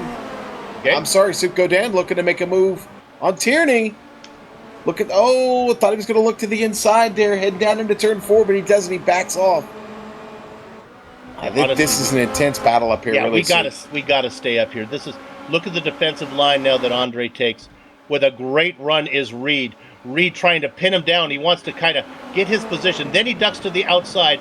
Now let's see again. We've seen this before. Can he make it work? I think he can. Can he hold the inside as they go into revolver? They do. Now he should have the preferred position through these left-handers. The question is, can the Frenchman duck back in, or is going to lose more spots? No, he doesn't. Now a little dipsy-do, a little hokey-doke, a little hucklebuck. He tries to go up and under as he comes down into, I guess that would be Redmond. He works it down and he gets the spot back. Oh. No, they connect. Oh. Spinning. That is Reed, and he is collected by Nolden, gets him. Oh, man. Teammate, that's terrible. His teammate Nolden runs right into him, has nowhere to go. Ooh, oh boy. And all of a sudden, the points leaders in the team championship has a bad day. And Osterkamp just gets through. I wonder if can we replay on with those? Maybe not. But Osterkamp just slips through that suit. it is hard to call the action, as we're going to see if we can find it. It's hard to call the action and then frame it in the big picture. Remember, Osterkamp and Tkach, a big battle. Tkach is having a horrible run. We ride on board with the yellow car of Osterkamp. Look at this. Holy moly! And the Red Sea parted right in front of him. Gee, that's pull your arms in close to your side when you're going through there. Battle for third up here. Holstein in a tussle here with Godin. Godin going to look to the inside in the hairpin. Oh, he tips Holstein. He straightens him out. He turned him and then he straightened him out. So to give the position right now to Andre, I don't know how healthy his car is going to be. McLeod is the big beneficiary of that one. I think Holstein's car is pretty well damaged, but as I say that, Holstein fights back on McLeod now. Holstein in that blue and green car. And there is Osterkamp in the yellow machine. Oh, what a Hornet's nest we've got right here. Osterkamp, the only car on the inside line. They work through Knight's corner. Now they get to the final run. This will be Holstein gets a great run, almost too fast on the back of McLeod. I think he has to check up, and that's going to give Holstein a run now. As Osterkamp had to check up, Osterkamp takes the defensive line, trying to defend that spot. And Osterkamp's got a little bit of damage on that right front wing, Soup. He's battling with a less than perfect car. And look what's going on right behind him here, though. Koch and Holstein going at it now. Tierney right there in the mix. Tierney going to try and get position on his teammate. You can see those two Infinity Racing machines there, the green and blue cars, as they are side by side right now. Holstein on the high side, Tierney on the low side. They'll get that sorted out going in the hairpin, I think. Yeah, they manage, and they come right up now. They're coming up behind Godin. That's in the black and red machine there.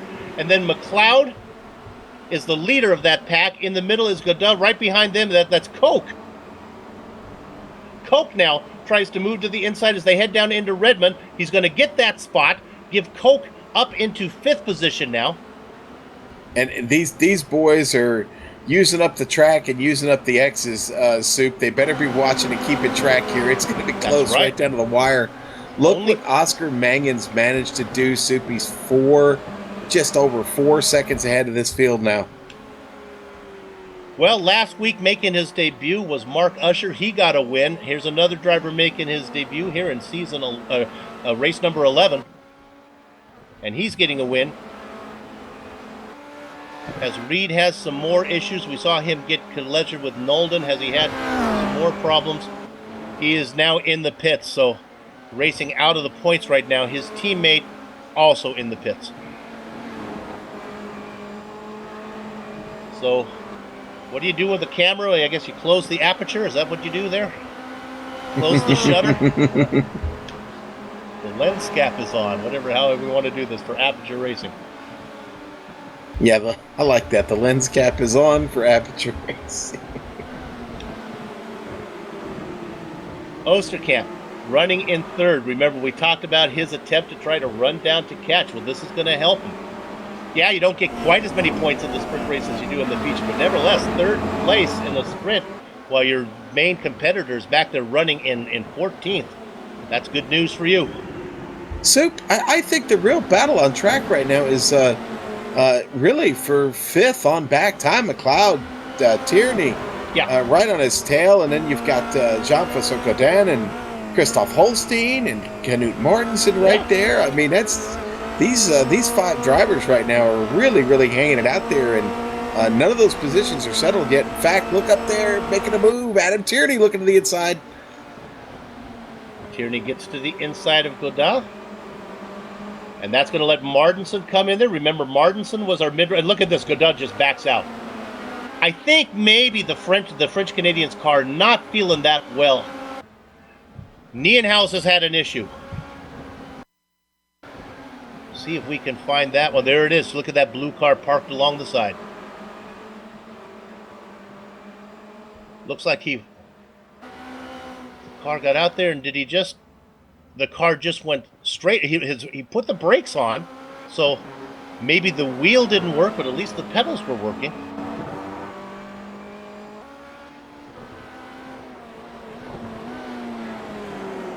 Oh, and Andre has had an issue. Just spun it. I didn't think his car was feeling that good. Yeah, maybe one of those left-handers caught a little bit too much curb there, Soup, and he spins it by himself. His competitors get by without any contact, spins it right in the middle of the track, loops it around, gets it going again. But that's going to cost him heavy. Falls back to 6th. Tierney gets around him, as does Koch and Osterkamp. 7-second lead for Oscar Mangan. Welcome to the Apex Online Racing Formula Renault 2.0 Championship. Oscar?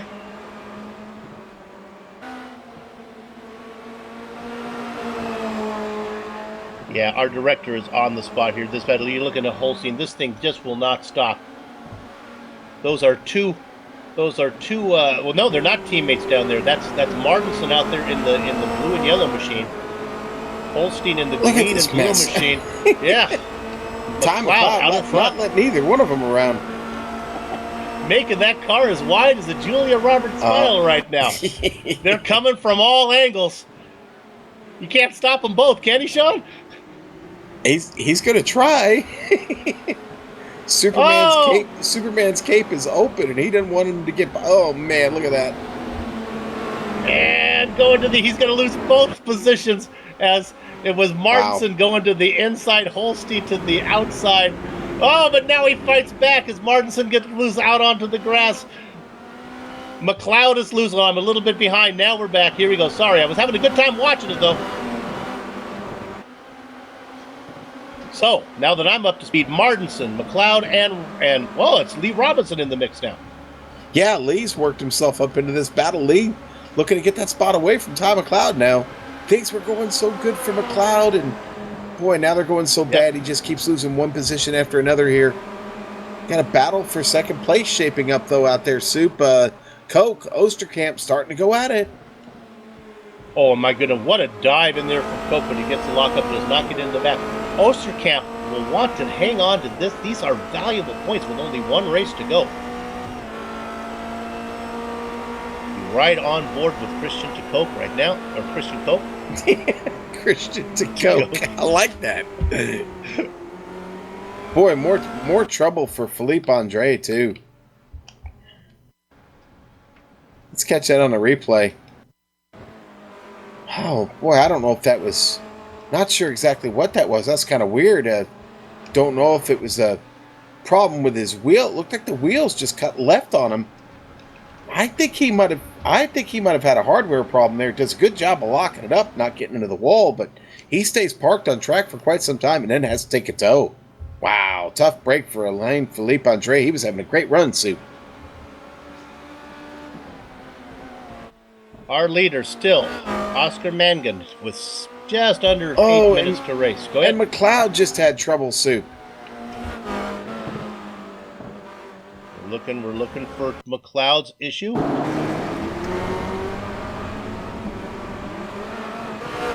He had Stevie Chambers right behind him, and a little bit of a tip there from Stevie Chambers gets McLeod off.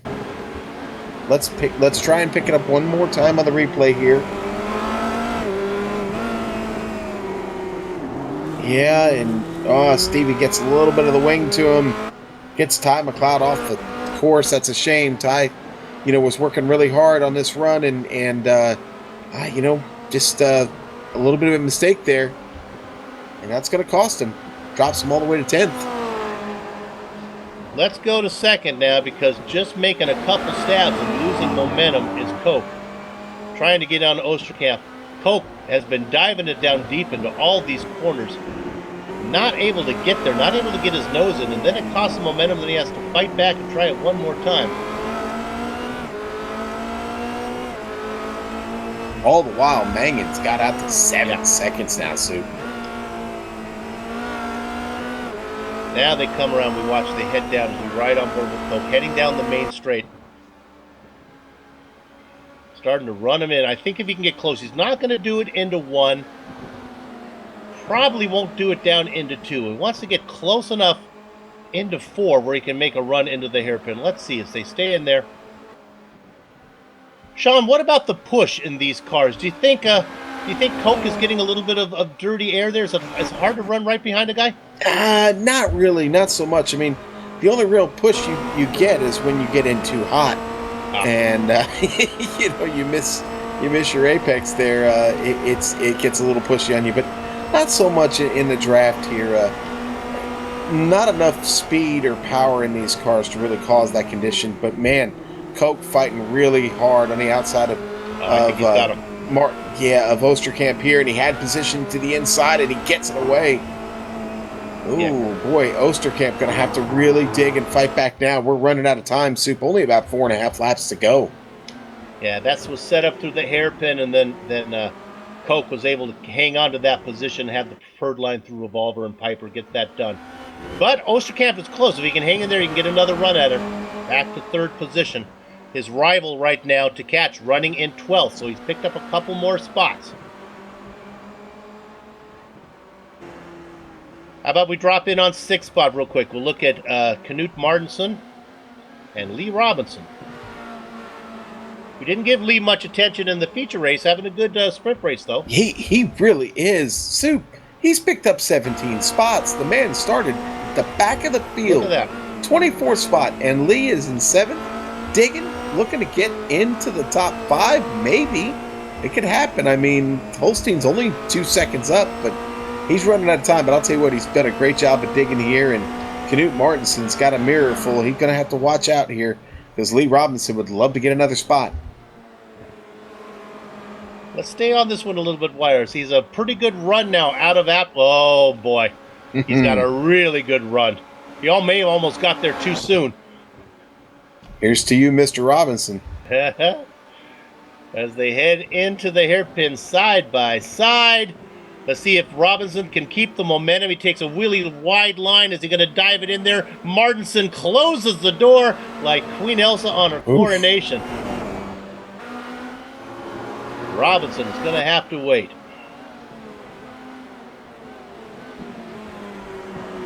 That might be the best battle left here over the last 3 laps or so here, Sue. Yeah, those two are really digging hard. There is one. If we drop back to Godin, actually, no, I was going to say the Chambers. He got it done quick. I was going to say Stevie Chambers was running up on the back of Godin, but Chambers has made that move. And as Stevie's left the building right now, so McLeod now has a chance to get to Godin. Our pole sitter, Ben Scott, did a good job of staying out of the way of everybody, running in 11th.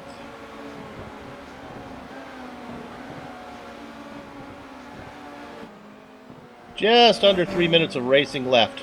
Soup, so many great drivers not able to finish this race. Alain Philippe Andre, Gunnar Niehaus, Phil Reed, Kerry Nolden, Andy Cowie, Daniel Morris, Robert Plumley, Mark Usher, Evan Imre, Luke White, all with their cars behind the wall right now.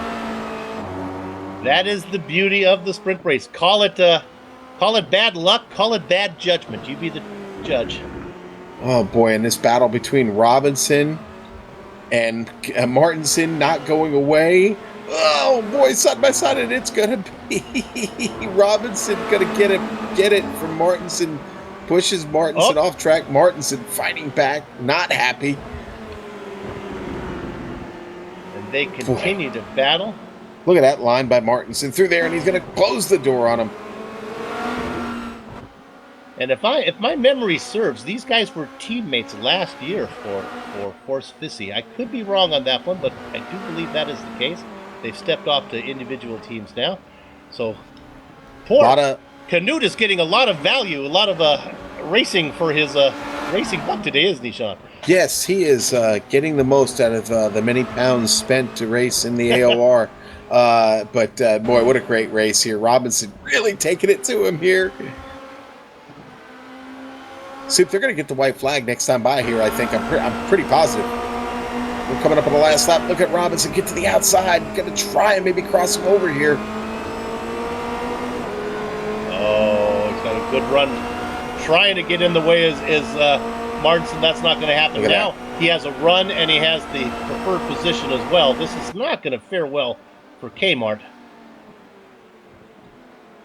Look at Kmart dive it in deep, though. And is he able to hold that spot? He is, Sean. He He's got is, a shot man. to hang on. Oh, boy. Robinson almost loses it. Oh, and then he closes the door on Martinson. Martinson with a good run through Piper. Those to head down into Redmond. They'll have to wait one more time. They'll have one more bite of that backstretch apple. Martinson really sawing up the wheel. The leader has taken the white flag, working his way through 2 right now, through the Moss S's. And of course, I'm talking about Oscar Mangan.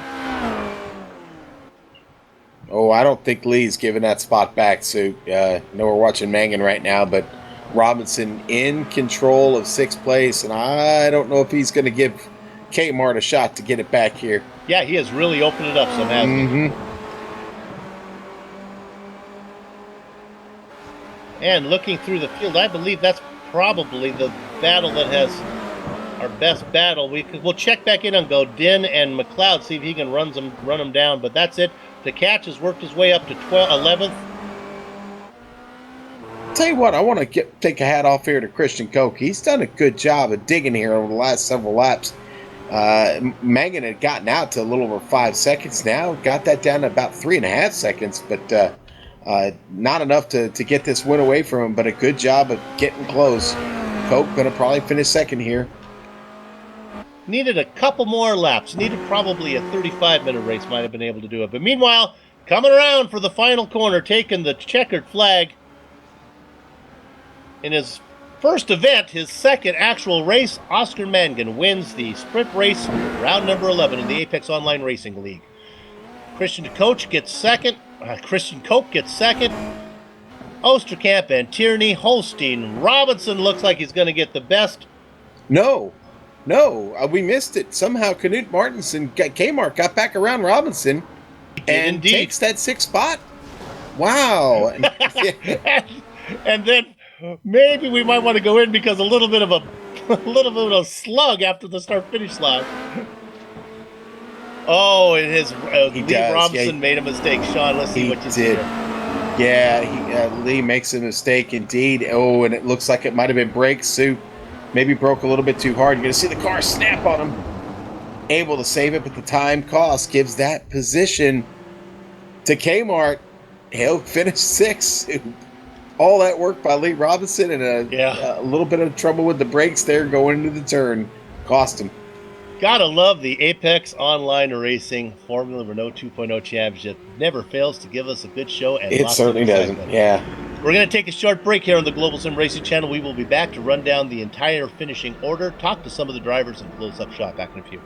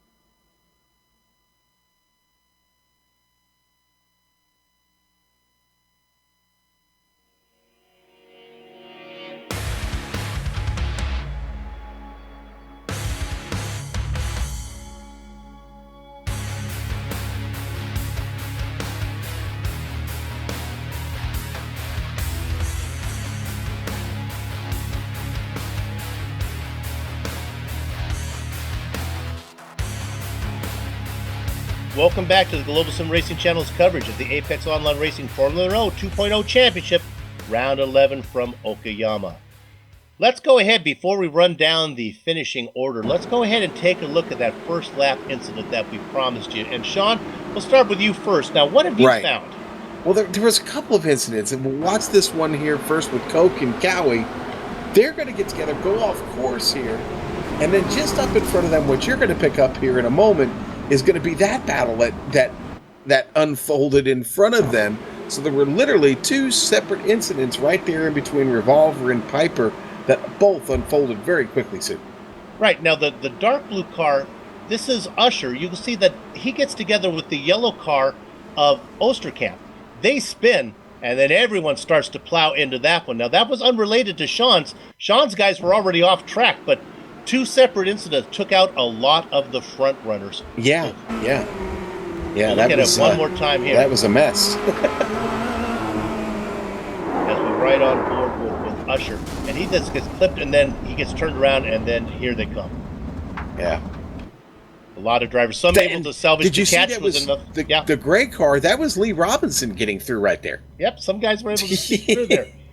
So, how does it all play out when everything is taken into account, the spin, and the race is all the way through? Well, I'll tell you. It is Oscar Mangan. He is your winner. Christian Koch came from 18th to finish in second. A great run from him. He's going to have a good points day. Renee Osterkamp, another driver with a good points day, finishing in third. Adam Tierney and Christoph Holstein round out your top five. Knut Martinson, he was in a battle all race long in both feature and sprint. Going to get sixth position. Lee Robinson was able to get around Martinson, spun on the last lap, going to have to settle for seventh. Stevie Chambers, he was also out there. He comes home in eighth position. Jean-Francois Gaudin, he was running pretty well. Got into some issues, was up farther, going to finish in ninth. Ty McLeod started in seventh, comes home in 10th. Sean? All right, let's go back to 11th. Christian Tkach gets up 6 spots, but trouble early relegates him there to the 11th spot. Ashley Howell, all the way from the back of the field, finishes 12th today. Ben Scott, our pole sitter, for all his effort, will finish 13th. Silvio Hurt, 14th. Alain Philippe Andre, trouble of his own, 15th. 16th, Gunnar Niehaus, tough break for him. Phil Reed, 17th. Kerry Nolden, 18th. Andy Cowie, the milkman, going to finish 19th. Daniel J. Morris, 20th today, Sue. And then hitting blackjack in 21st position is Robert Plumley. Mark Usher going to come in the double duck spot. Evan Emery behind him, rounding out the field, Luke White. Okay, let me go ahead and bring in our second place finisher here, and that is Christian Koch. We'll bring him down here in a second and talk to him. Now we can talk to him. Christian, congratulations on your second place finish. Hey, you know, sometimes things work out for the best. You got into an incident in lap number 1, pushed you off into the grass, but I think in the long run, it probably helped you avoid the bigger one. Yeah, hi everyone. The sprint race first lap incident with Andy. I thought he got the notification that the car is next to him, and I thought he would leave some space. Unfortunately, we had contact, and I had a contact with him where I just pushed him off the track. So I'm really sorry about that. For not being involved in the incident with Mark. I think I had really great luck there. You virtually almost came to a stop with the earlier incident. You were able to pick your way through it. It worked out really well. Yeah, I was. I don't know what to say. It was really crazy. I was worried about my car if the car was broken or something, and I just had a lot of luck today. Really have to say, it's just really big luck for me. Yeah, a very good points day for you with the good result in the feature race and then the second place in the sprint race. This is going to help you. It's going to help you and your teammate. Yeah, well, my teammate, unfortunately, my teammate stopped the season mid-season. Michael. That's right. Yeah. Michael. Yeah, and well, the feature race today was totally nuts. I was never ever expecting to hold on to Mark. I mean, the qualifying lap I think was key today, which was just crazy that we had the same time, and I had the pole. Didn't really expect that, and then to hold on to him for so long in the feature race, he overtook me before the pit stop. And then had a mistake, so I could grab P1 again. It was totally nuts. I was thinking that Gunnar and Carey with the early pit stop would jump us, and due to the fighting, we really lost a lot of time. So again, a lot of luck. This is crazy. Okay, my wife has just handed me a note here, and she wants, since I have you here in the interview, she wants me to get you to do the official pronunciation of your last name. So, how do you want us to pronounce it? I think it's best when you say Coke. Coke. Okay. Well, we hear you. We will stick with that. Congratulations. My wife is smiling ear to ear. Let's Just imagine the A is silent, okay? I got it. Okay. Hey, congratulations. Always great to talk to you, and good luck in the season finale coming up. Yeah, thank you, guys. Christian Koch. There you have it. I believe the other pronunciation refers to Englishmen who drive Corvettes, Sue. So okay. Anyway, I heard that somewhere once, but anyway, move on. Sean, who do you want to talk to? Oh, we'll let you talk to, I don't know. Try to put him in a good mood, Sean. We'll let you talk to Phil Reed. Things did not go his way today.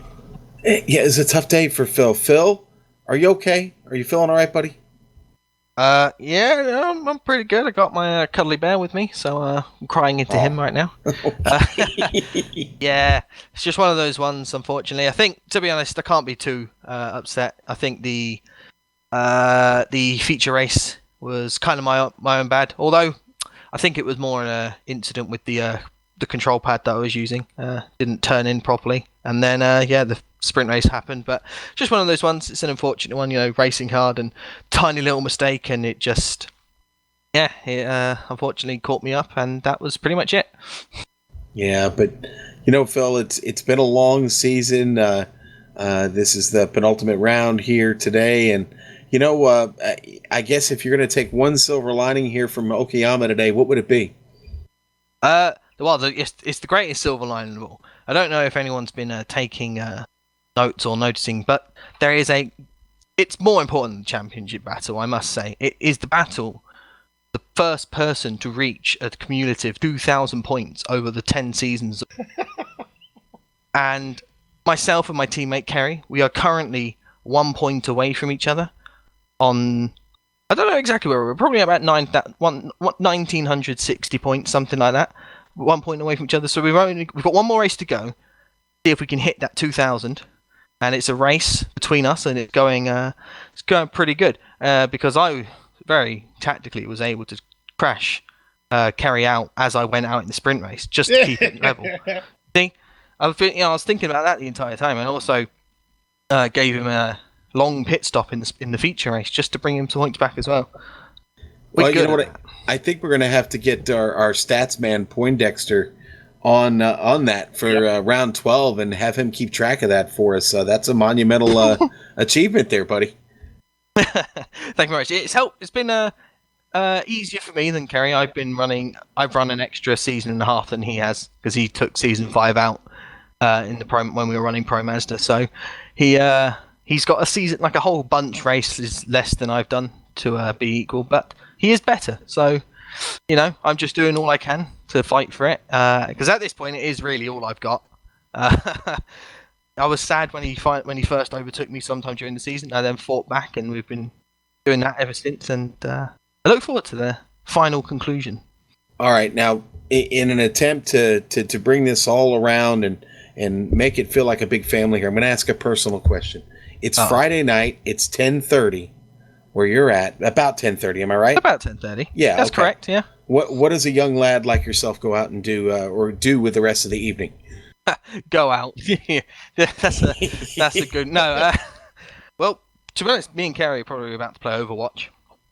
So there's that. Okay, we're gonna jump off to another genre of gaming. All right, sounds good. That is correct, yeah, and we'll probably have a good time on that for a bit, and then have a good night's sleep, and then tomorrow, who knows? Watch the F1, go celebrate my brother's birthday, and then who knows? Well, buddy, hey, thanks a lot for coming in and sharing with us.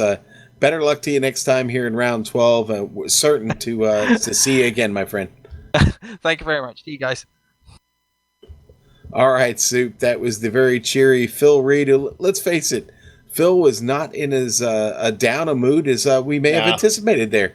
I don't think that's possible.